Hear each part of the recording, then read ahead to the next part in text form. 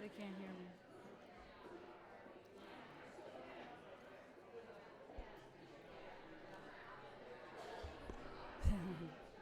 We'll be reconvening. Can they hear me? We're reconvening in 1 minute.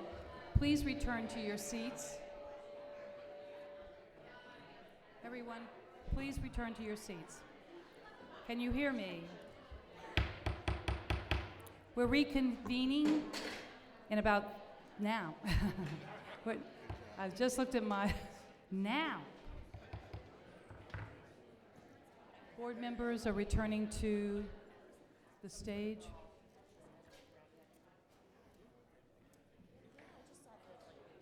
Better get seated, Casey.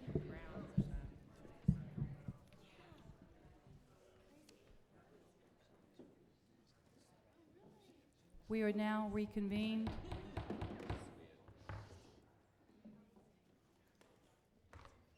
The next item is item 3N, Education Savings Account Rule 0520-01-16. I am going to read a statement.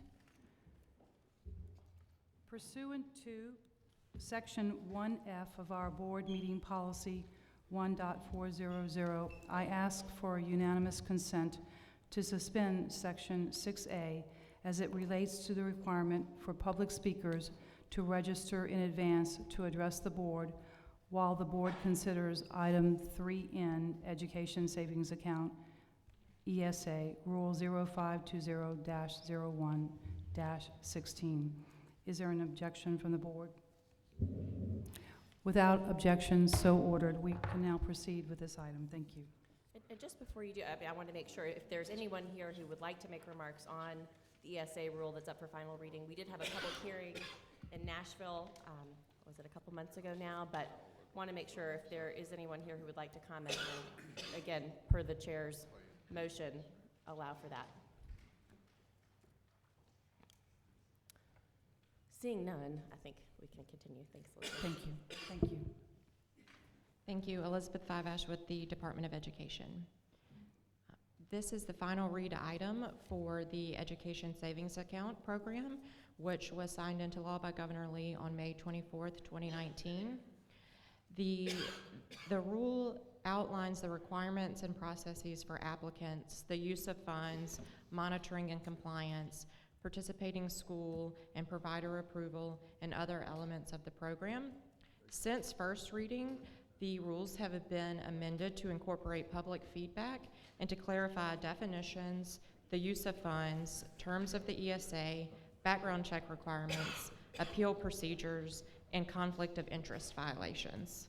And I am happy to answer any questions that you all may have. Any questions or comments? Mr. Eby? This is just a comment, it's not a question, but as the statute reads, the department may deny a school that's in the ESA may deny them, and then that school can go to an appeal through the commissioner. Consistent with other actions, I think this appeal should come to the state board. Now, I'm not proposing that change at this point in time, because I don't want to upset, it throws everything back in the thing. But in the future, if the ESA gets expanded or it goes back to statute, I think this is something that we ought to seriously consider, is that appeal come to the state board consistent with the others. Just a comment I wanted to put on record. The other thing that I want to state and ask you to, I want to ask a question and have you state the facts around this so it's clear, because there's comments from the field that talks about the funds that may remain in the ESA, that they stay in the ESA until the student graduates, but if there's funds left at the end, then those funds follow that student if they go into post-secondary education. There are some people that are questioning that, and it's my understanding that it is in the statute. So would you clarify that so that everyone understands what we're approving is what we're bound to do by law? We're just putting all the specifications around that. Yes, that is correct. The statute requires that a portion of the ESA funds be spent during the school year, but it also allows for students to use excess funds for post-secondary. So the rule that you all are voting on includes the provision that a portion must be spent, but that it can also be spent on post-secondary, and that is in compliance with the language of the statute. Thank you. That was my understanding, but I wanted to make sure we had that on record. Thank you. Any other questions or comments? Mr. Edwards. Yes, ma'am. Last meeting on first reading, we had some discussion on students with disability and how ADA would apply to it. And it's my understanding that as long as the student meets the academic requirements of the school, they can't be discriminated against on their disability. Does that apply also to accommodation? I'm going to defer to Angie for that. Yes, Angie Sanders, by the way, General Counsel for the State Board. Yes, that is true. So under Title II of the ADA, non-religious private schools would have to provide reasonable accommodations to students to allow them to access the program academically, as long as those accommodations weren't too onerous in terms of altering the fundamental nature of the private schools program. I will point out that even though religious private schools aren't covered by Title II of the ADA, many of those religious schools do receive some type of federal funding, either through their nutrition programs or for technology. In those cases, because they're receiving federal funds, then they would have to comply with Section 504 of the ADA, which actually provides additional protections, requires that schools put in place 504 plans to ensure that students are able to function at school and have access to the programs. Thank you. Yeah. Are there any other questions or comments? This item requires a roll call vote because it is a rule. Is there a motion to approve? I move for approval. Mr. Eby, is there a second? Second. Mr. Edwards, any further discussion? Casey, would you please take the roll? Mr. Cobbins. Mr. Darnell. Mr. Eby. Aye. Mr. Edwards. Aye. Mr. Ferguson. Aye. Mr. Jensen. Ms. Kim.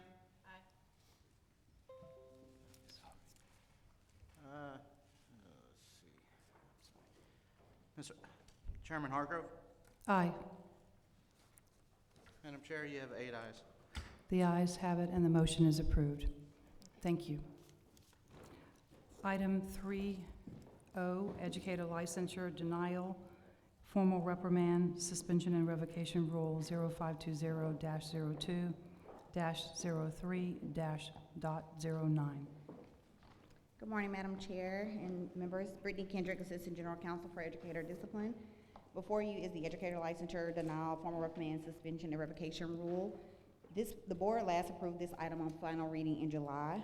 However, after further consultation from the Attorney General's office, this item is back before the board on final reading to incorporate changes suggested by that office regarding specifically denial of initial applications for a license and denial of reactivation of expired licenses. Specifically, the two major changes that took place were clarifying the paragraphs on page 6, paragraph 5F, regarding that section is only going to be applicable to licensed individuals, and then page 7, paragraph 11, adding a new paragraph regarding denial of initial applications for licensure.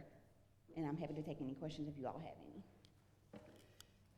Are there any questions or comments? Is there a motion to approve? This is a roll call. Is there a motion to approve? So moved. Mr. Ferguson, is there a second? Second. Mr. Cobbins, any further discussion? Mr. Casey Griffin, would you please call the roll? Mr. Cobbins. Mr. Darnell. Aye. Mr. Eby. Aye. Mr. Edwards. Aye. Mr. Ferguson. Aye. Mr. Jensen. Ms. Kim. Madam Chairman Hargrove. Aye. Madam Chair, you have 8 ayes. The ayes have it and the motion is approved. Thank you. Item 3P, Public Records Request, Rule 0520-15-01-08. Good morning. Nathan James, the Director of Legislative and External Affairs for the State Board of Education. Public Chapter 712 of 2018 amended the law to require state government entities to promulgate rules regarding public records access requests rather than simply to have policies in place. To comply with this law, the State Board promulgated Rule 0520-15-01, converting those public records policies into rule in alignment with the law. During the rule review hearing, which took place before the Joint Government Operations Committee, it was pointed out that it was the custom of that committee to require each agency to allow folks to come in and make photographs of physical records with their telephones. That was not specifically authorized in our rule. So I made the commitment to that committee that we would bring it back to this board to make that small change, and with that, they allowed the rule to go into place. It also encompasses the address change since we moved from one office to another. So with that, the State Board staff recommends approval on final reading. Are there any questions or comments? This is a rule, so it does require a roll call vote. Is there a motion to approve? So moved. Mr. Jensen? Is there a second? Mr. Cobbins? Any further discussion? This is a roll call vote. Mr. Griffin? Mr. Cobbins. Mr. Darnell. Mr. Eby. Aye. Mr. Edwards. Aye. Mr. Ferguson. Aye. Mr. Jensen. Ms. Kim. Chairman Hargrove. Aye. Madam Chair, you have 8 ayes. The ayes have it and the motion is approved. Thank you. Item 3Q, Charter School Local Education Agency Policies. Good morning, I'm Nate Parker, the Coordinator of Policy and Federal Programs at the State Board. I'm presenting a first and final reading for an update to the policies that govern board-authorized charter schools. The proposed policy update is for State Board LEA Policy 6313 regarding student discipline.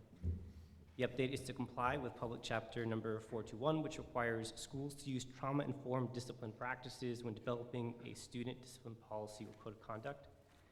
The revisions to the State Board LEA Policy 6313 are modeled after the Tennessee State Board Association's exemplar policy, and if approved, the State Board staff will work with our individual State Board schools with any necessary revisions to their school policies.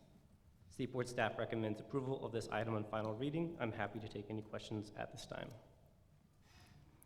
Are there any questions or comments? Is there a motion to approve? So moved. Mr. Edwards, is there a second? Second. Mr. Darnell, all in favor, say aye. Aye. Aye. Opposed? The ayes have it and the motion is approved. Thank you very much.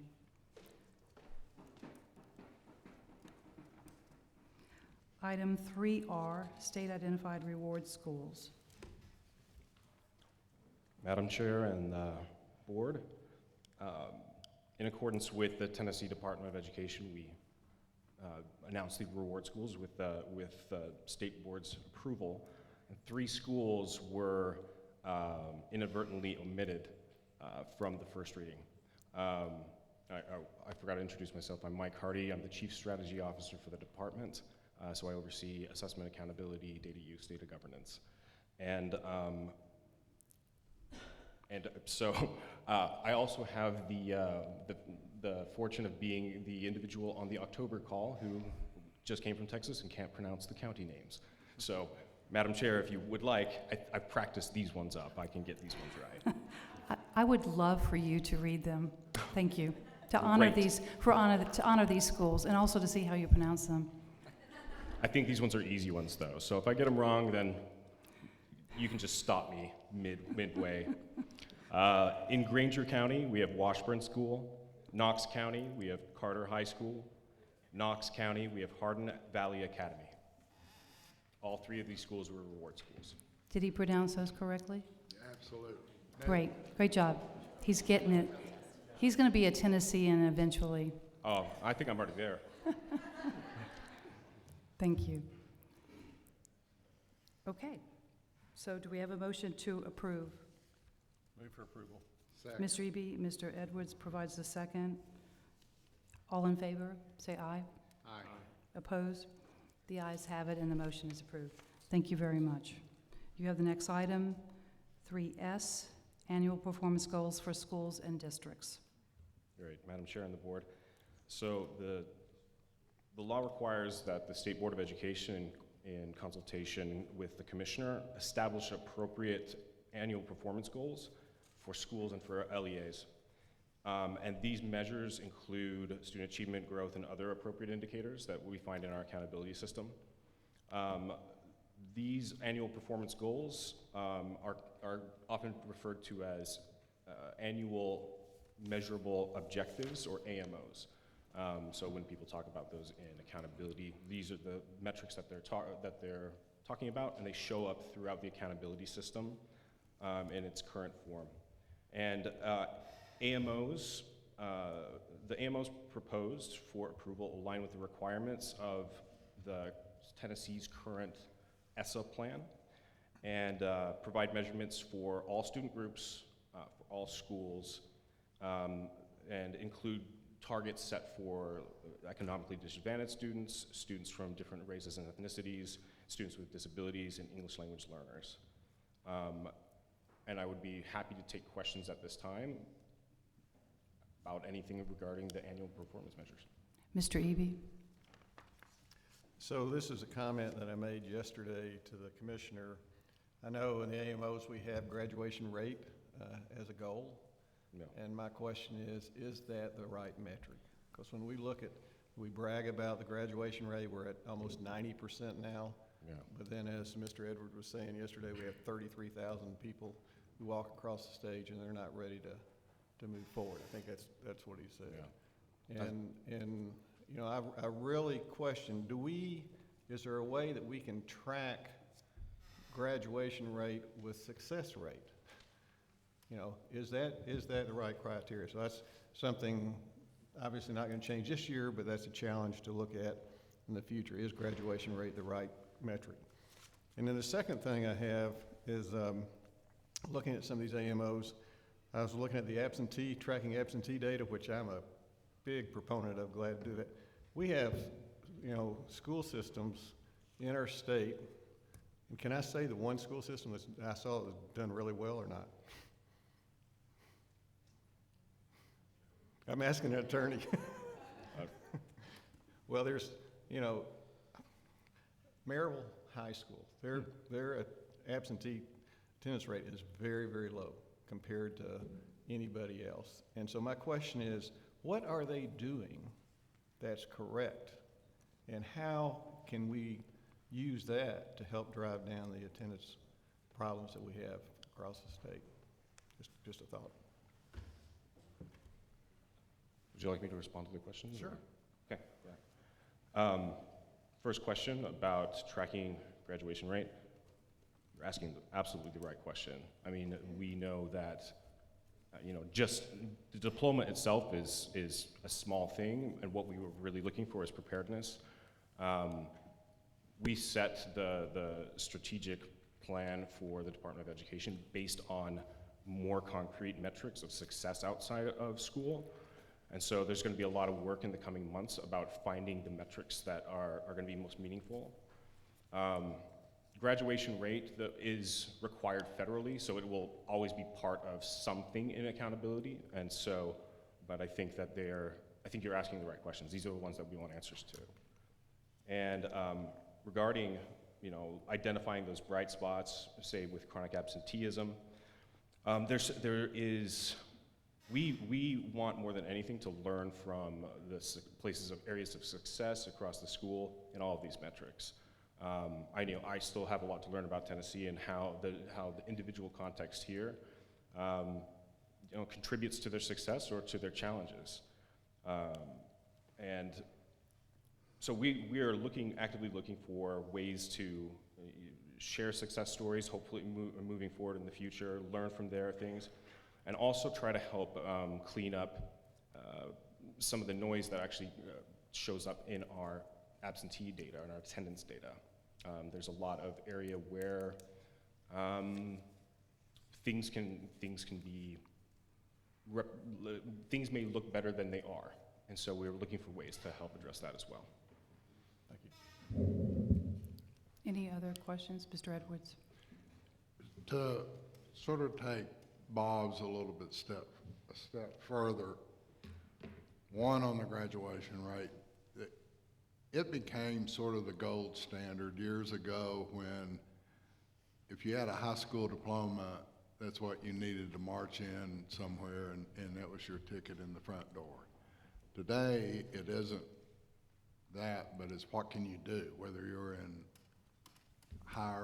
anywhere post-high school. And yet that's still in the psyche of the public, that high school education. And I think that as much as we do in coming up with new metrics to really, to more definitively measure success, we're still gonna have that. And I think LEAs will always use it, and it's an easy number to engineer, frankly, just to be perfectly frank. You can get to 90, but you can't explain the other numbers.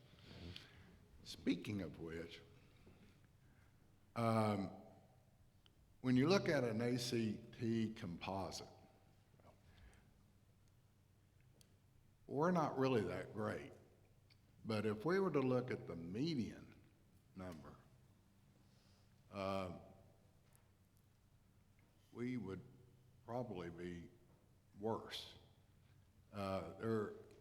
I look at that big batch, but I also know that we have some very brilliant people in Tennessee that are scoring extremely high up there, that are allowing those numbers to drift up and that's how we explain 33,000 walking across the state, 33,000. Getting a diploma that isn't going in one of Mike Krause's institutions to be successful. It just isn't going to happen. The other thing is, when we're looking at these ACT scores, including looking at median, I think we ought to report the benchmarks rather than the composite score. We can report the composite score, but it's the benchmarks that make, the 4 benchmarks that make them up that really are informative, especially if reading is low. You can almost explain the other 3 if reading's tank, so. Appreciate the feedback. Mr. Kraus? Unrelated to your particular presentation, so I apologize, but Mike, as he is wont to do, has opened up a rabbit hole that I will now step into. Come on in. We've got to push LEAs to track what happens after graduation, which is related to some extent to your policy presentation. Right now, if you went to most high schools in the state, and there are a finite number of students in each of their senior classes, and said who's going where, I would say a quarter could tell you reliably. because their counselor is of such caliber that they are tracking it meticulously, who went where. And the few times that we've broached this to the LEAs, they don't respond that positively to say, how hard would it be to make a spreadsheet and then track where people go? As basic as that sounds, that's not happening. The schools it is happening in are the schools that either have a Gear Up intervention in place or an Advise Tennessee intervention, so that there's somebody helping that school counselor who, as we know, is besieged by other duties. In a school that's Gear Up or Advise Tennessee, you have a dedicated school counselor that is only thinking about college access. But I would argue if we're trying to think about measures beyond just receipt of the diploma, we really have got to push LEAs to know something about what happens to their students in the next year. In most states, that would be absolutely impossible because they wouldn't have the right data system configuration. In our state, it's like a 30-second query to find out where every single senior went the next year. I know it, Commissioner Schwinn knows it, Director Morrison, we know that data, but the LEAs often don't and actually many times aren't even seeking it. Let's do it. Yeah. Love it. What's it going to take to make it happen? Director Morrison? You know, I'm all in. We'll talk. Yep. Continued conversation for the future, but not the distant future. Are there any other questions or comments for Mr. Hardy? Okay, is there a motion to approve item 3S on final reading? Do I have a motion? Move for approval. Mr. Eby, is there a second? Second. Mr. Edwards, any further discussion? All in favor, say aye. Aye. Opposed? The ayes have it and the motion is approved. Thank you very much, Mr. Hardy. We're moving to agenda item 4, Charter School Appeals. Dr. Sarah Morrison.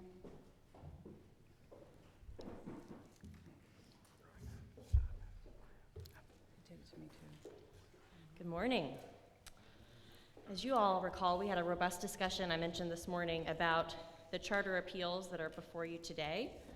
But just as a reminder, briefly, before I get into the details of these recommendations, again, under TCA 4913-108, a potential operator of a charter school who has their application denied by the local Board of Education can appeal that decision to the State Board of Education.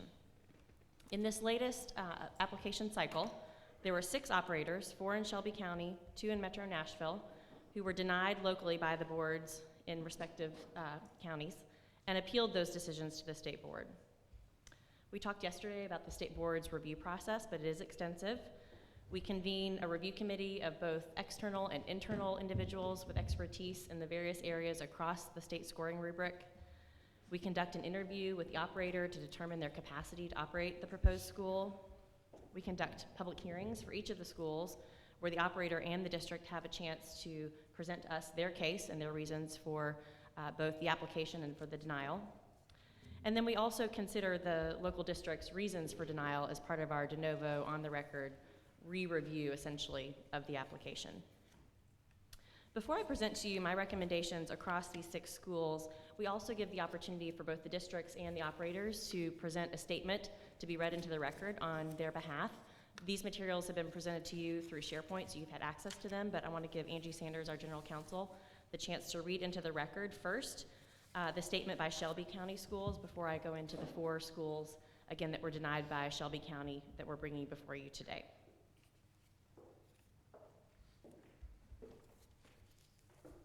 Thank you, Sarah.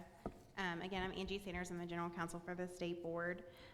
Just a quick statement, housekeeping, in terms of this statement from Shelby County Schools. They submitted a consolidated statement that addresses all 4 of the appeals that are before you today. And so it's longer than the 1-page limit in our policy, but because there's 4 appeals, it technically falls under within the page limit, so we're gonna proceed with reading it. We appreciate the opportunity to appear before the State Board of Education's hearing committee and showcase the Shelby County Schools quality authorization process. We are confident that approving only schools that demonstrate a strong capacity to establish and operate a quality charter school, combined with supporting our current portfolio, is how we will achieve our strategic goal of overseeing a charter sector that performs in the top 25% of the state of Tennessee. Shelby County Schools did not feel the 4 schools before you today met that criteria. Beacon College Prep could not demonstrate a need for a new school program in the Raleigh neighborhood. While the district acknowledges that the schools in Raleigh have room for growth, Beacon College Prep proposed to open an elementary school 10 minutes away from the highest performing elementary school in the region, an elementary school only operating at 85% capacity and comfortably in the good category on our district's academic scorecard, the next level below excellent. Beacon College Prep proposes to open a charter option in the Raleigh neighborhood, but could not satisfactorily distinguish itself from the charter option that already operates there, a charter school that outperforms the district-managed school and that was just renewed this past year for another 10-year charter term. Beacon proposed to open in an oversaturated neighborhood and consequently needed to demonstrate academic or programmatic value that doesn't currently exist in Raleigh, but Beacon could not do so. GLA STEM's application failed to demonstrate the capacity to open a charter school, failing to meet or exceed on any portion of the application. The academic proposal lacked a rigorous, thorough, and compelling engagement of STEM curriculum and programming. This, along with other deficiencies in the application, did not give our district confidence that the sponsor could operate a quality STEM program supporting students in Shelby County. GLA STEM could not sufficiently demonstrate that another STEM program was needed, and even if it was, that they were the ones to operate it based off of the academic capacity portrayed in their application. Further, GLA STEM contends the feedback they received on the amended round was not substantially related to the feedback they received on the initial round.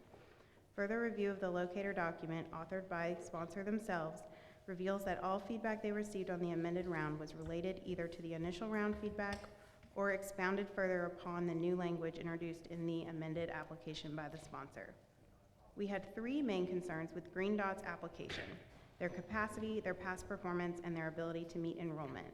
When we speak of capacity, Green Dot is proposing to open its first nationwide elementary school in the Whitehaven neighborhood of Memphis. We simply did not feel the application demonstrated that it was ready to grow its model down to the elementary grade levels based on its network's history of no elementary schools and its past performance data within the Memphis community. There is no proven track record of elementary success within the Green Dot network, and current scores do not warrant their growth in the community.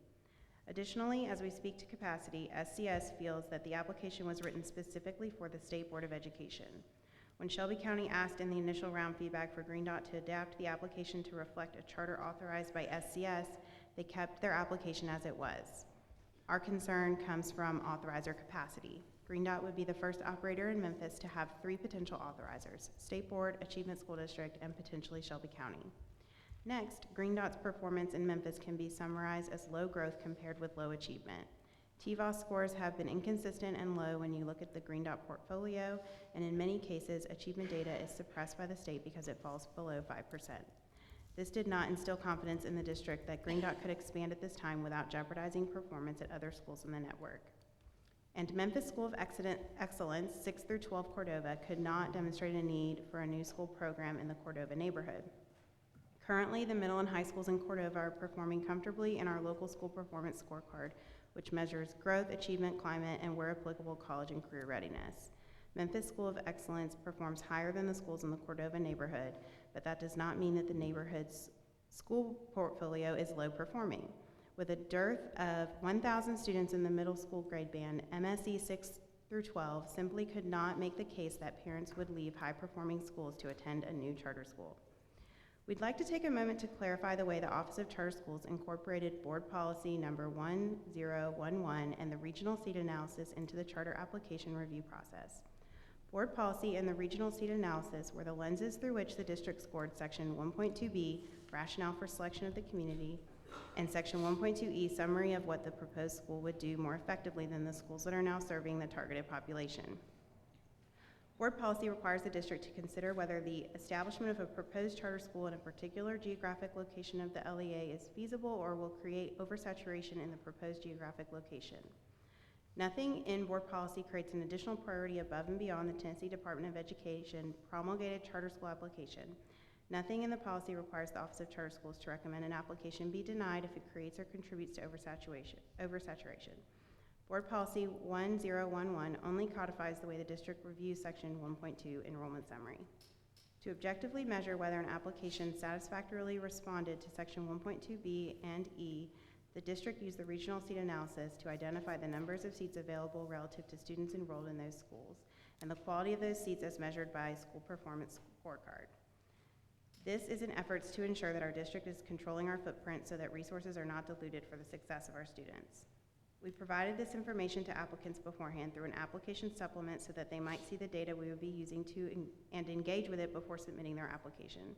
In fact, the regional seat analysis is an innovative way of supporting applicants in answering subsections 1.2.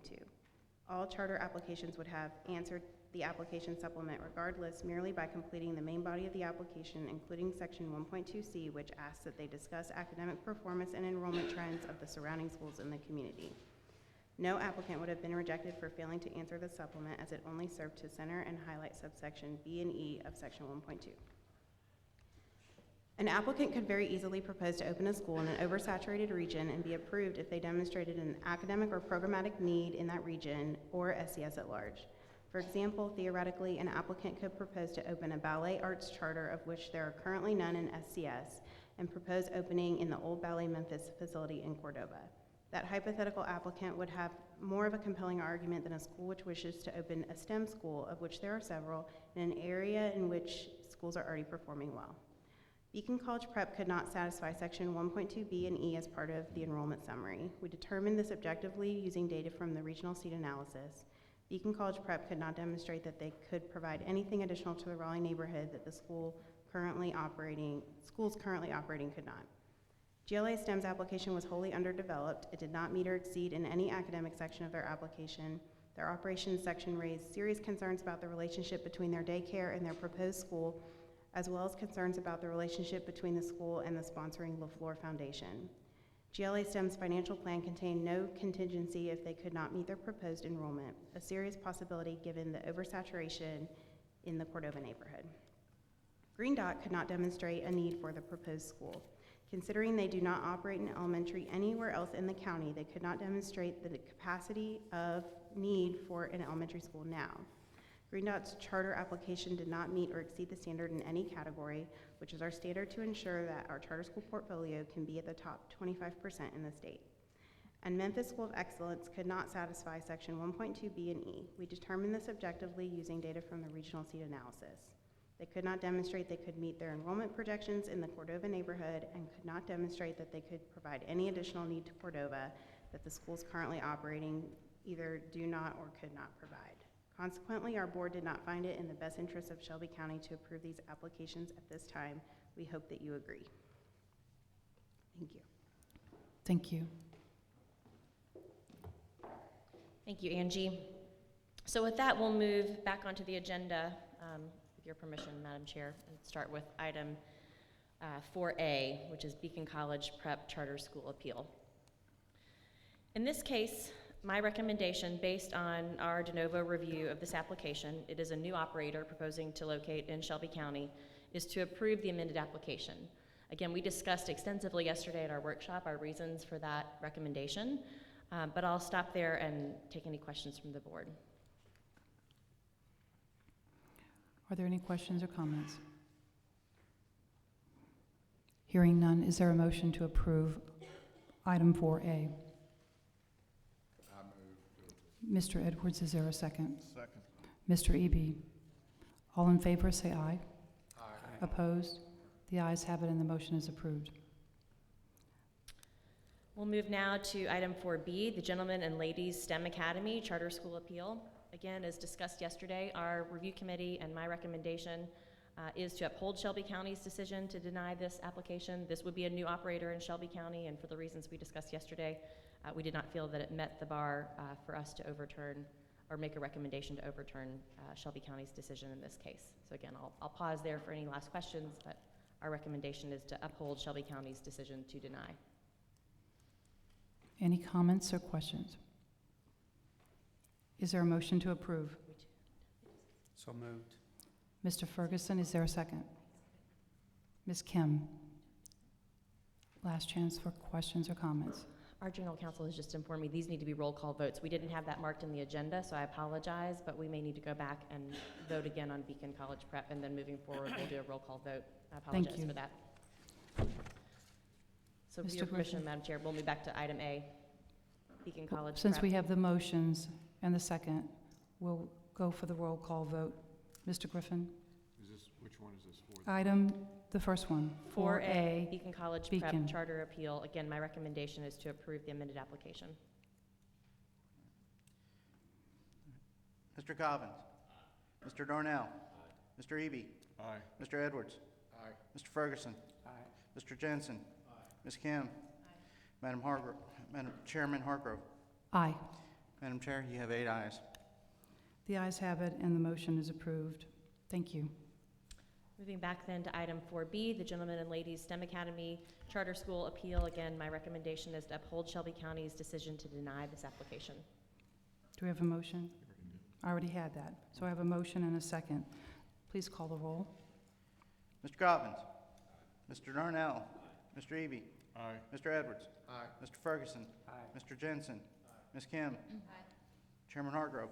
Aye. Madam Chair, you have 8 ayes.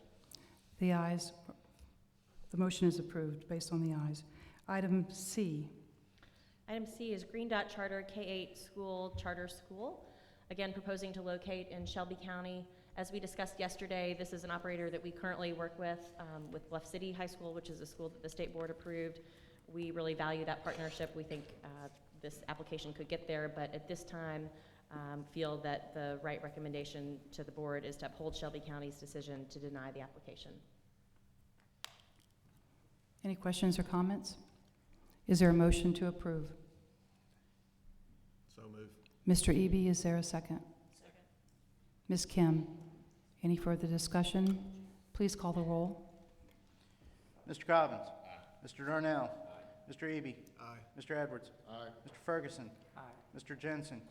Ms. Kim. Chairman Hargrove. Aye. Madam Chair, you have 8 ayes. The ayes have it and the motion is approved. Thank you. Item D.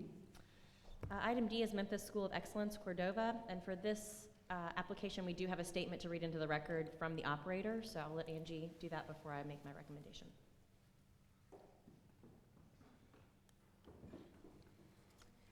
Dear State Board members, while we understand the state's concern, we believe the Reed Foundation has the capacity to open 2 new schools in a year. Over the past 10 years, our leadership team has had significant experience in opening new schools, adding capacity, and increasing enrollment. We have both the human capital and the financial capacity to support opening 2 new schools at this time. The largest barrier to successful school opening is usually obtaining and renovating a building. MSE already has a purchase agreement with Harding Academy Cordova for a former school building that would house K-12 students on the same campus. The Harding Academy Cordova buildings do not need any construction and are essentially move-in ready, eliminating many tasks that usually must be completed during school opening. In addition, over the past 10 years, MSE has worked to expand the capacity of its staff so that there are many current staff members ready to step into a leadership role at the Cordova campus. As detailed in the application, we have leveraged our Grow Your Own admin program to make sure that we have enough capacity to expand.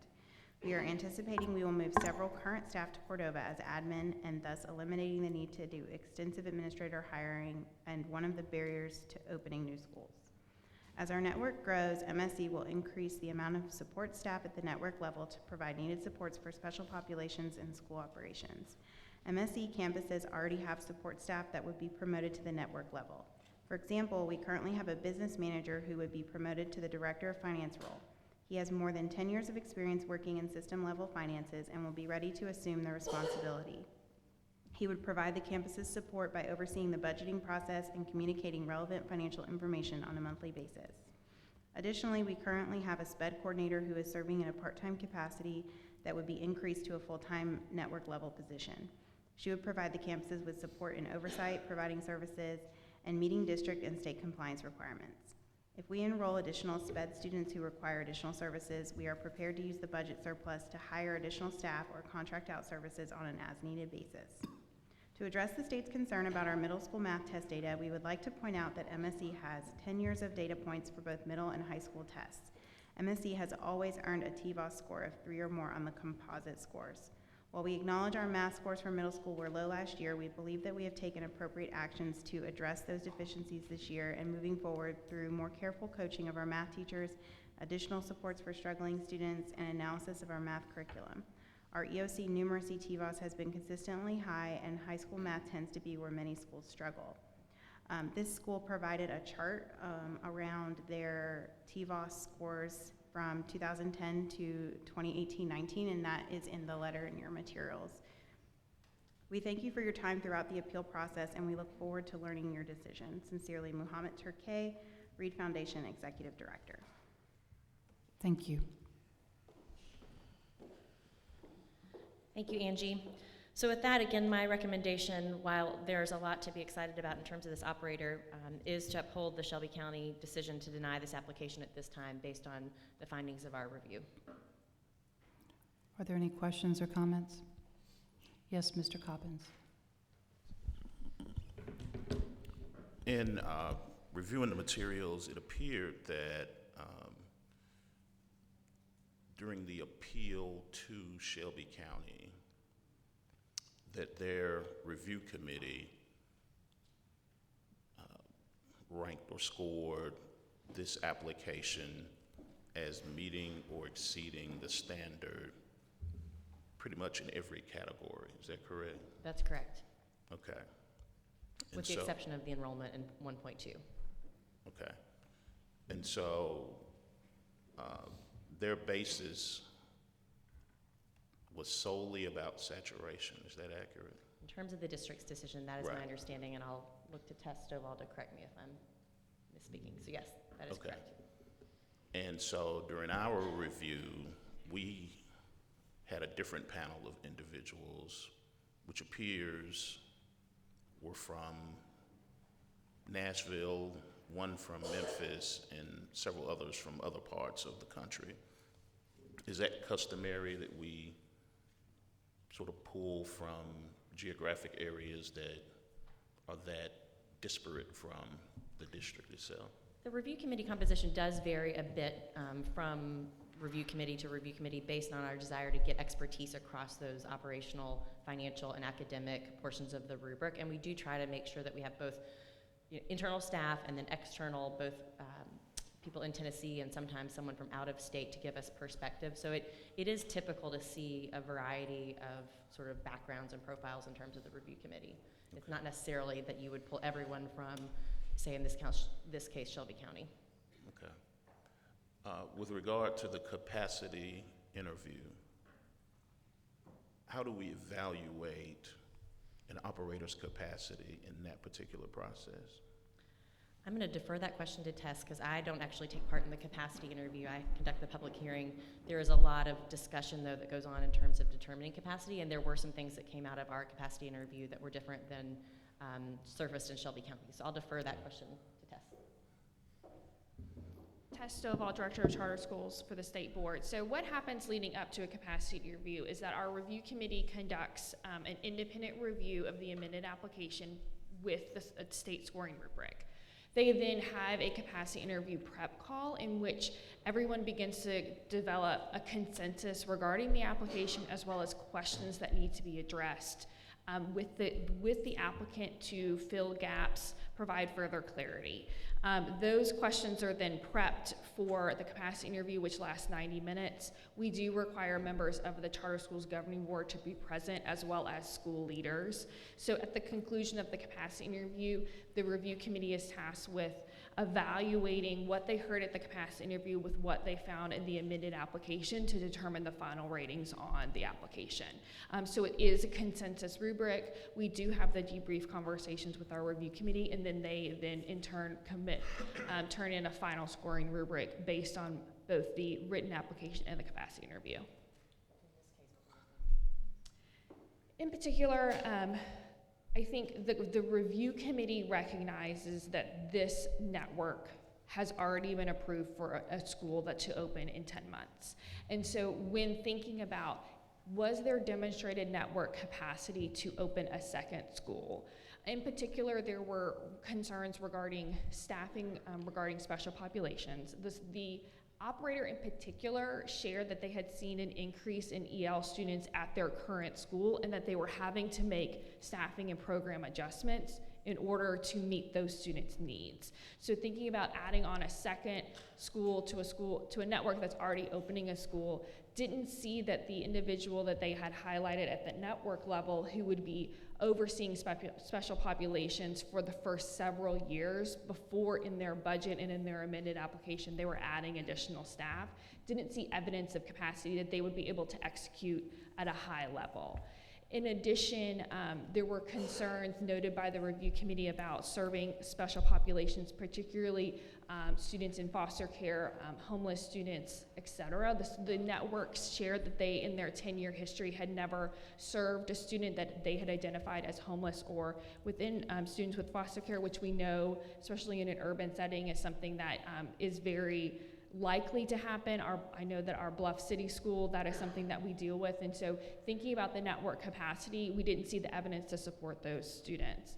Additionally, when looking at the middle school math scores in particular, we recognize that this operator wants to replicate their middle and high school. So looking at that data, we saw that their TVOS math in particular in their middle school has been a 1 and a 2 over the last couple of years, which on the state board's performance framework would have rated them as a falls far below standard. Although certainly this operator has performed well on Shelby County's performance scorecard, both in terms of academics and operations, the review committee simply didn't see enough evidence that it could confidently recommend to Dr. Morrison and then ultimately to the state board that they felt like there was an evidence that it could overturn and have a, kind of a, not a guarantee, but a high likelihood of success in this replication, given all of the circumstances. Would we be overturning, aside from the regional seats analysis piece of Shelby County's assessment? So in this case, since we are conducting a de novo review, we are conducting a fresh analysis of the amended application. It is not uncommon for the review committees to score separate sections slightly differently. I think another example, when we look back at our GLA STEM school that you all just voted on, I think there were potentially sections where the review committee at Shelby County may have rated its overall section as partially meets the standard, while our review committee may have recommended them as did not meet the standard. You do as much norming as physically possible, but when you are bringing together different sets of groups, I think it's important that they're able to look at it fresh.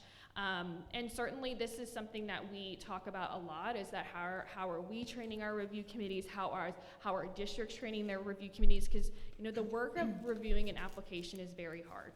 And we want to make sure that we're doing it to a high caliber, and we often ask the question with our review committees, if we're going to be writing this as a partially meets, kind of on the flip side, how could we articulate to an applicant what they would need to do to meet the standard to make sure that we're fairly evaluating an application?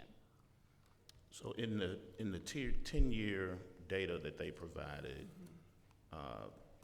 there are 2 years that seem to be a significant dip to some degree. Yes. So how do we, do we zero in on those 2 years, or do we look at that 10-year track record? Yeah, so we did look at the 10-year track record. I think the most concerning was the most recent data was where the dips have happened. And in the capacity interview, the operator was very forthcoming about why they felt like they had those reasons and why the data had slipped. They specifically, mentioned some teaching capacity issues where they had some attrition and bringing on new teachers. They also mentioned their rise in English learners and having to adjust their programs. I think what we saw was concerning is that the most recent years were the ones where we had seen the dips, such that they are continuing to make adjustments to their middle school math program. And if we're thinking about adding additional middle school, was there the evidence to show that it was fully baked and ready to go, that it would be highly successful in another school? And that we just didn't see the evidence just yet that we could say with confidence that those adjustments had proven successful. And with this facility that they mentioned, were they planning to locate these 2 schools in that one facility? Yes.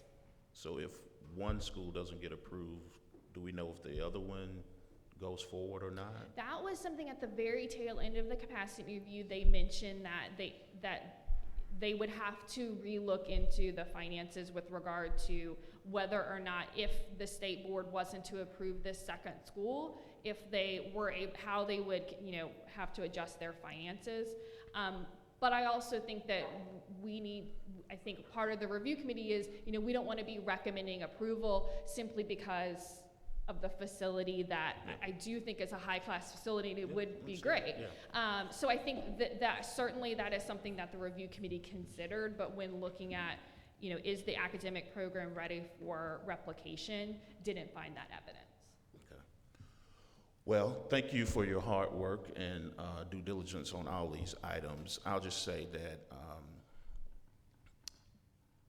not just with regard to this particular charter, but in other instances, I see sort of periodic instances where this district introduces new measures into charter scenarios, whether that's the evaluation process of the existing charters that we dealt with last year, this particular instance where now there's a rigorous seats analysis, and they have every right to establish policies as they see fit and apply those. But I have some concern when charters go through a process and new wrinkles are introduced that if not for that new wrinkle, we wouldn't even be having this conversation. And by virtue of that new wrinkle, Pandora's box is opened up, and now we have, a different situation. And so I'll be expressing that directly to the district myself, but I just wanted to be on record as stating that. Thank you, Mr. Cobbins. And I do think that, one of the things that Dr. Morrison referenced in that I think was an ultimate concern when we were looking at the regional seat analysis that Shelby County shared is that a part of their analysis yes, it takes into consideration and demonstrates in terms of showed on the PowerPoint slides and the document shared with the applicants, straight oversaturation. It also showed the percentage of seats and the number of seats in that area where schools were falling below the good quality on the district's scorecard. So I do agree that if I'm an applicant and I'm recognizing that there is a need, there's a demonstrated need for higher performing schools in that area, understanding how that's going to be taken into consideration and what is the hurdle that needs to be met to meet the demonstration of the quality need, not just the quantity need, is something that I think we would encourage Shelby County to be more explicit with their applicants about. Comments, please. Something happened to our audio? No, you can hear me now. Please, Mr. Jensen. Also underscore what Mr. Cobbins has just said about it, particularly at the end of his comments, about using what I feel like oversaturation as a reason to deny. It seems that needs to be reviewed. Do you want to speak to that any further? Okay, thank you. Thank you for your comments. Any other questions or comments? Is there a motion to approve? So move. Mr. Eby, is there a second? Second. Mr. Darnell, roll call, please. Mr. Cobbins. Mr. Darnell. Aye. Mr. Eby. Aye. Mr. Edwards. Aye. Mr. Ferguson. Aye. Mr. Jensen. Abstain. Ms. Kim. Aye. Chairman Hargrove. Aye. Chairman Hargrove, you have 6 ayes, 2 abstains. The ayes have it and the motion is approved. Thank you very much. Item E. Yes, that moves us to the last 2 appeals before you today, both from Metro Nashville.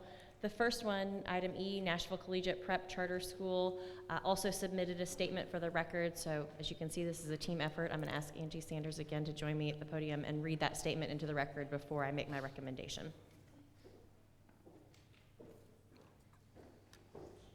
Okay. It's a privilege to write you in support of the appeal of Nashville Collegiate Prep Charter School to the Tennessee State Board of Education. On behalf of the Board of Directors of Rethink Forward, which I am fortunate to chair, I write to persuade you to support this worthy endeavor. Like you, I know something about education in Tennessee. Trevecca Nazarene University educates and trains more Tennessee teachers than any higher education institution in our state. Most Metro Nashville Public Schools principals are Trevecca alums. We recognize the extraordinary needs our public school students face in and out of the classroom because we train our graduates to meet them. It is Trevecca's sweet spot, and so, for many years, I have sought a means by which we could offer something distinctive to meet those needs directly. I firmly believe Nashville Collegiate Prep is the answer. That's why I agreed to serve as chair of Rethink Forward Board and sought out Noble Education Initiative as a charter management organization. Just 3 weeks ago, you and the entire state board voted to overturn the vote of the Nashville board to revoke the charter of knowledge academies. When you did, you endorsed NEI's record of success in turning around the KA schools. We want to bring that record to more students in a fresh way.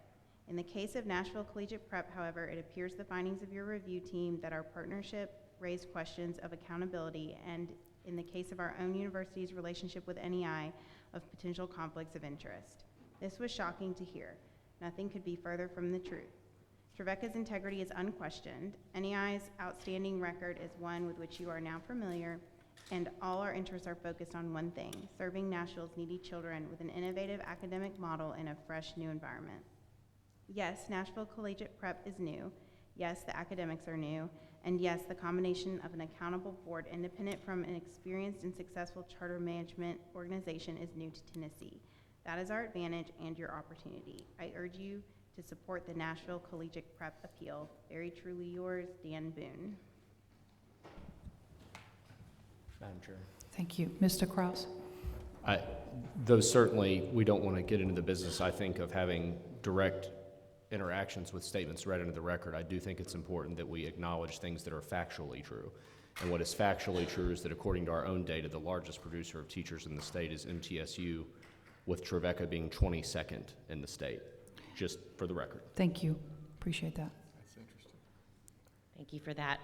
So that brings me to my recommendation for this charter school. Again, as we discussed yesterday in detail, the State Board's Review Committee and my review of the record led us to believe that, in this case, the application partially met the standard in the academic and the operational plans for some of the reasons we discussed yesterday. Again, it's a new start operator. There was more that we wanted to see in terms of detail around the academic plan, and certainly trying to enroll a full school in the first year, coupled with the transportation plan that was provided, raised questions for our review committee and for me. And so for those reasons, my recommendation in this case is to uphold Metro Nashville Public Schools' decision to deny the application. But certainly we'll take any other questions that have come up since yesterday. Questions or comments? Is there a motion to approve? Mr. Edwards? Mr. Jensen provides the second. Any further discussion? Roll call vote. Mr. Cobbins. Mr. Darnell. Mr. Eby. Mr. Edwards. Mr. Ferguson. Mr. Jensen. Ms. Kim. Chairman Hargrove. Aye. Chairman Hargrove, you have 8 ayes. The ayes have it and the motion is approved. The next item, Yes, F. this is the final one before you today. Item F, rocket ship number 3, charter school, proposing to locate in Metro Nashville. This is an existing operator, as we discussed yesterday. This would be their 3rd school. Both of their current schools have been recent reward schools. We saw a lot in the application that was to be commended and that led us to believe with a high level of confidence that this number 3 school in the Antioch area that they've proposed to open would be highly successful. And with that, I'll make my recommendation again, in this case, to approve the amended application, but happy to take any last questions about rocket ship. Any questions or comments? Is there a motion to approve? Mr. Darnell, is there a second? Second. Mr. Eby, any discussion? Roll call vote. Mr. Cobbins. Mr. Darnell. Mr. Eby. Aye. Mr. Edwards. Mr. Ferguson. Mr. Jensen. Ms. Kim. Chairman Hargrove. Aye. Madam Chair, you have 8 ayes. The ayes have it and the motion is approved. Thank you. And just one last comment I want to note, in addition to the work that my team has done, which I am always so appreciative of, I want to commend the operators who proposed these schools, even those that we've voted today to uphold in terms of the denial. They represent a really passionate group of individuals across the state who have done some really good work on behalf of students to propose schools, many of whom I think may be back before us as early as next year. And we do calls with both the operators and the districts after our review process concludes and this board has voted, as Tess said, in our quest for continuous improvement and to give additional feedback to these schools. So appreciate your consideration of all of these schools this morning. Thank you, Dr. Morrison, for the great teamwork Tess Stovall leads for us. It's a lot of work, and you could see we had 6 appeals coming back to back, and so a lot of due diligence to come to the conclusions and the final vote today. So thank you very much. Item 5, teacher licensure actions. We take these all together unless there are any discussions on any one of them or comments from the members about any one of them before we move to vote. Good morning again, Madam Chair, members. Brittany Kendrick, Assistant General Counsel for Educator Discipline. Before you are the staff recommendations for licensure action for misconduct. We recommend approval for all of them. Happy to take any questions, and do want to remind you all of the one change from yesterday. Item E should be a suspension of 18 months, not a year. Any questions or comments or any discussion about any of these items? Hearing no questions or comments, I ask for a motion to approve all of these items from A through M. Is there a motion to approve? So moved. Mr. Edwards, is there a second? Second. Mr. Darnell. Hearing no discussion, we have to do a roll call vote. Mr. Cobbins. Mr. Darnell. Mr. Ferguson. Mr. Edwards.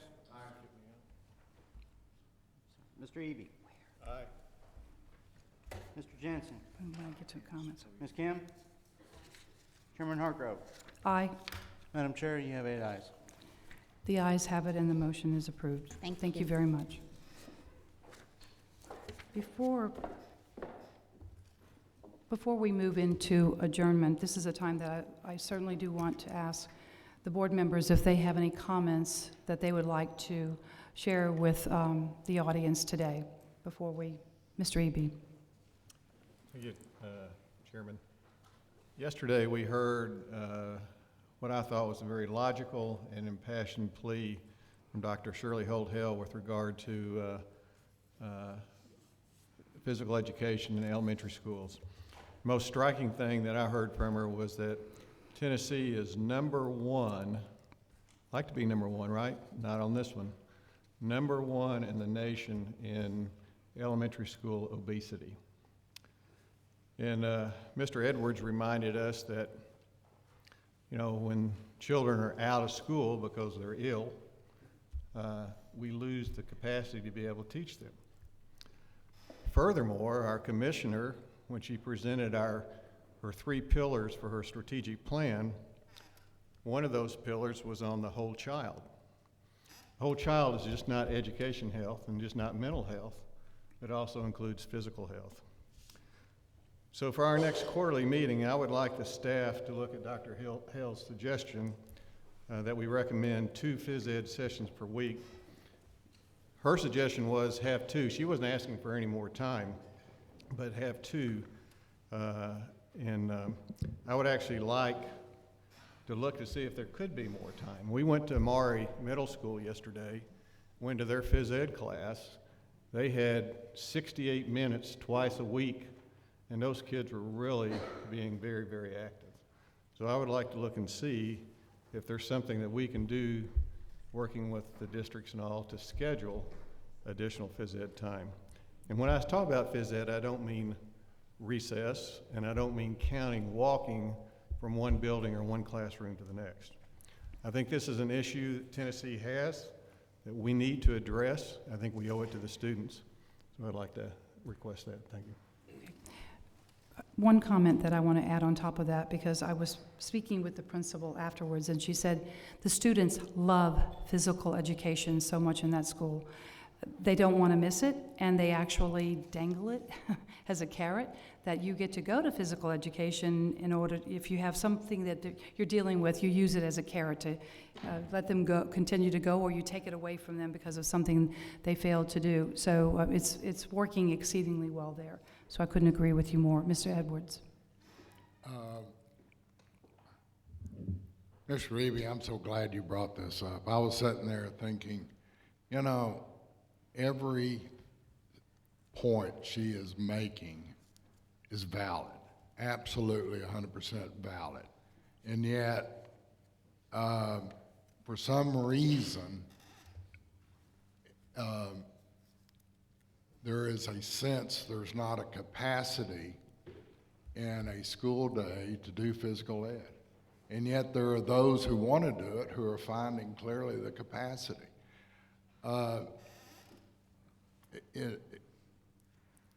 The whole child, you know, when we think about all sorts of diseases and ways that can, juvenile diabetes will flat shut down someone's ability to learn.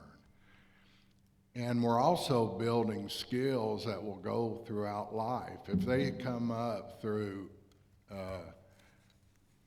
school with sedentary lifestyle, we shouldn't expect them to become fit in past high school, or just naturally become fit during that time. The only thing that I would ask is, rather than looking at elementary, look at K through 12. That it's yesterday's was a middle school, and you know, anyway, I thank you for putting that, and I hope we don't let that one go. Thank you, Mr. Edwards. Mr. Cobbins. Just wanted to make sure the board knew that in September, myself, the chairwoman, 2 staff members went to the State Boards of Education Ideas Exchange in Virginia Beach, Virginia, put on by Appalachia Regional Comprehensive Center. And the theme of the sort of 24-hour, roughly, conference, maybe 36 hours, was from the classroom to the living room, meeting the needs of the whole child. And so we heard from speakers and actually a lot of students. They really worked hard to amplify the student voice around educating children from a holistic standpoint, and family engagement, and several other areas that encouraged educators and policymakers to think about not just what happens in the classroom, but also those issues that require support and encouragement outside of the classroom and in the community. So we had an impactful day and a half. We did. And it was a very rewarding experience. Thank you for bringing that up. And the student panel was fascinating to listen to, because one of the things they talked about was the fact that they didn't feel that their opinions mattered, and they were not asked or sought out for things that are causing them angst and issues and challenges at school. And I know that that's not true across the board, but these students were from different parts of the country, and they felt that they were not empowered along the way, and that the student voice, they put a lot of emphasis on the student voice. So I think that's critically important, and I think we do what we can, but I think we need to do more in that regard. But so thank you for bringing that up. Any other comments, Mr. Darnell? I would just like to take a moment and recognize the teacher prep students who are here from Carson, Newman. One of those is a former student of mine or athlete of mine. So we appreciate you being here, and I think I can say for the board, or at least I'm going to, that we strive continually to make sure that you're successful. And so what you're going to do very soon for students, we appreciate that. And so we hope that you're encouraged and ready when you hit the ground running when you start your careers within the next few years. So just wanted to take a minute and recognize them. I certainly echo your comments. Thank you for that. Any other comments? I know I have one or two that I want to say, but I wanted to make sure the other board members have a chance. And If I could Dr. add Morrison. very briefly to what Nick just said. Again, we had the chance to hear from Byron Booker last night, who was the Teacher of the Year in 2011. I know Brian McLaughlin's actually been with us this morning. He's our current Teacher of the Year. If you didn't have the chance to meet him last night, please make a point to connect with him after the meeting. And I would just be remiss not to thank Dean Hawkins and her team again for the wonderful hospitality. And just, I failed to mention this morning, but in our conversations at Maury Middle yesterday, it was so clear to me what a strong partner Carson Newman is for the schools in this area. And again, those of you that are going into teaching, we commend you. It's the hardest job and the best job all at once. And your communities, I think, will really value the work and the training that you've done here at Carson Newman. It will prepare you for that work, and we will be with you as you go out the doors and begin that journey. So thank you to Kim and her team especially. And finally, because I know I said it this morning, I said it yesterday, but we cannot say it often enough, thank you so much for your hospitality. It's been an absolute pleasure being here today and seeing all the exciting things that you are doing. And being able to communicate and talk with students last night was really a highlight. So thank you so much for that opportunity and everything you did to get us here and to make it very, very pleasant. Any other comments? Without objection, this meeting is adjourned. Thank you all very much.